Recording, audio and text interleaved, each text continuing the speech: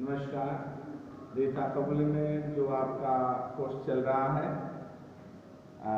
English reader, आपका lesson first my struggle for an education का paragraph 12, 13 and 14 का है।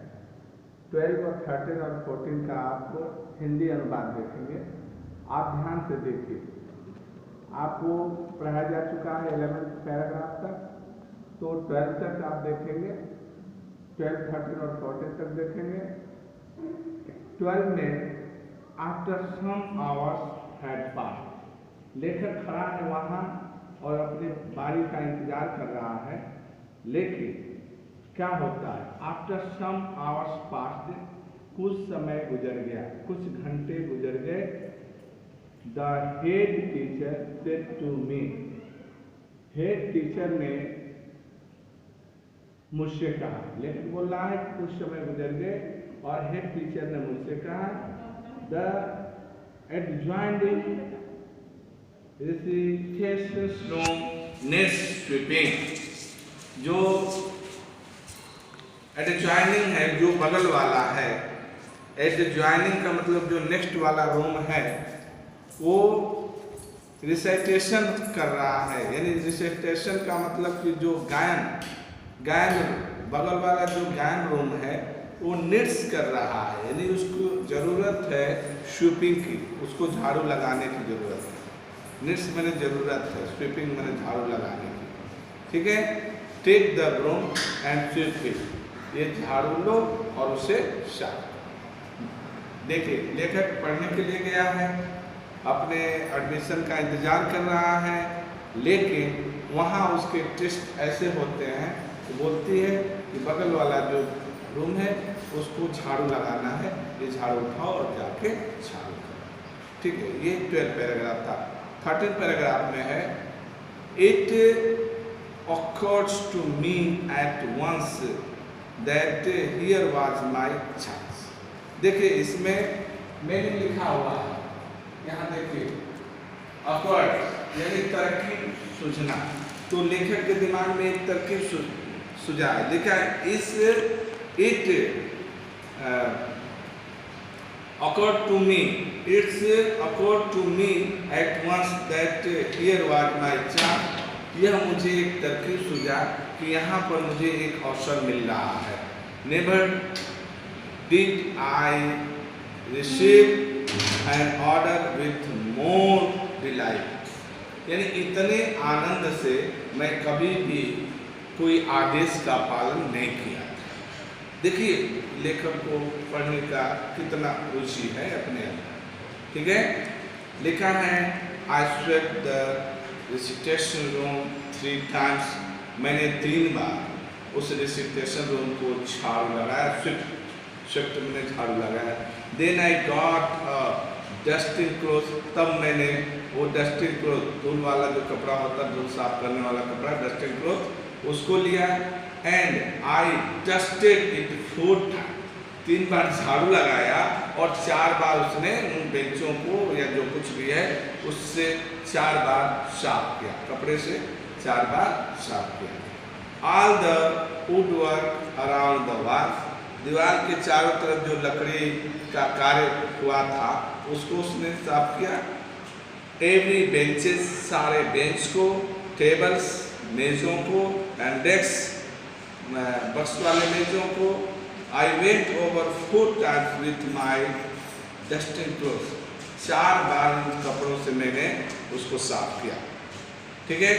बिसाइड्स, इसके बजाय, बिसाइड में इसके बजाय, every piece of furnitures had been moved, प्रत्येक फर्नीचर के टुकड़ों में, प्रत्येक बने हुए फर्नीचर जो थे उनको हटा कर, मूव करके, and every cloth set and corner in the room had been thoroughly clean, एकदम जो आपका कोना था और सब था, क्लोसेट था, सबको एकदम आर पार करके साफ किया, बाहर से अंदर तक।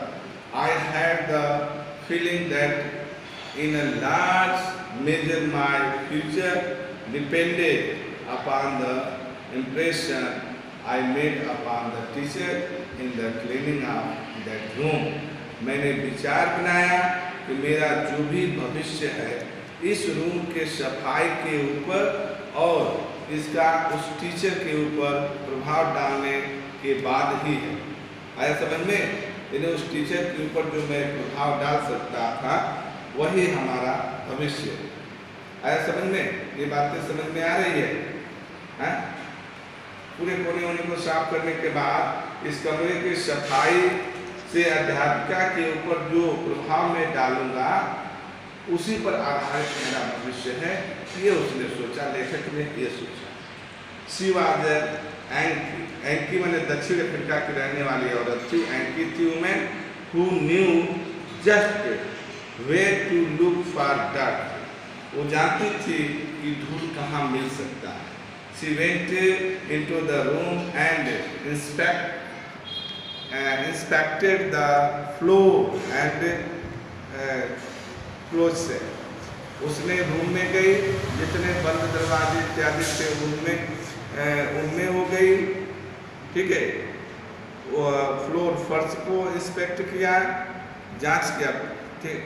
Then she took her handkerchief, तब उसने अपनी सफ़ेद रुमाल निकाली, हैंडकरशिप निकाली, and rubbed it on the woodwork, उस वुडवर्क पर उसको रगड़ा।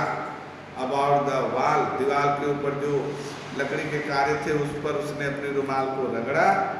And over the table, table के ऊपर रगड़ा। एंड बेंचेज, बेंचों के ऊपर।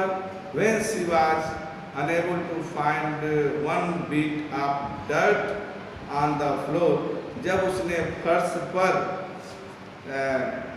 धूल के एक भी कण उसने नहीं पाया, वन बीट ऑफ डस्ट, एक भी कण नहीं पाया, ठीक है। Or a particular of dust on any of the furniture, या किसी भी फर्नीचर पर धूल के कुछ कण, ठीक है, धूल के कुछ अंश उसने नहीं पाया। शी क्वाइटली रिमार्क्ड, उसने एकदम शांतिपूर्वक से कहा, I guess you will do to enter this institution. मुझे अनुमान है, मैं गेस कर रही हूँ कि तुम इस संस्था में एडमिशन, इस इंस्टीट्यूट में तुम्हारा एंटर हो सकता है, ठीक है ना। तो एक बार थोड़ा सा इसका हिंदी देख लें। मैं ज्ञान कक्ष में 3 बार झाड़ू लगाया, फिर मैंने झाड़न लिया जो कपड़ा था और उसे 4 बार झाड़ा। दीवार के चारों ओर के लकड़ी के समान प्रत्येक बेंच, मेज और डेस्क को मैंने झाड़ा। उस झाड़न से 4 बार साफ किया। इसके अतिरिक्त प्रत्येक फर्नीचर को अपने स्थान से हटाया और कमरे की प्रत्येक अलमारी और हर कोना पूरी तरह से साफ कर दिया।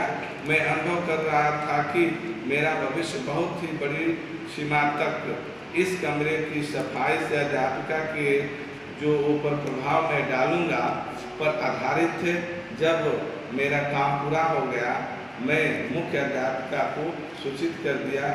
वे होती अमेरिका यानी ओम की महिला थी जो जानती थी कि धूल और गंदगी को किस स्थान पर खोजा जाए। वे कमरे में आई तथा फर्श और अलमारी का निरीक्षण किया। फिर उन्होंने अपना रुमाल निकाला और उस दीवार पर जो लकड़ी के बने हुए वर्क थे उस पर रगड़ा और जब उसको एकदम भली भांति से लगा कि कोई भी कण नहीं है, तब उसने मुझे धीरे से बोला, ठीक है ना। यानी दीवारों के पास लगे हुए लकड़ी के सामान बेंच और बेंचों पर रगड़ा। जब उसने फर्श पर तनिक से भी गंदगी या किसी फर्नीचर पर धूल के एक भी कण नहीं मिले, तब वह शांत स्वभाव से बोली, मैं समझती हूँ तुम इस संस्था में प्रवेश पाने के योग्य हो सकते हो। और इस तरह से उन्होंने मुझे अनुमति दिया। Thank you.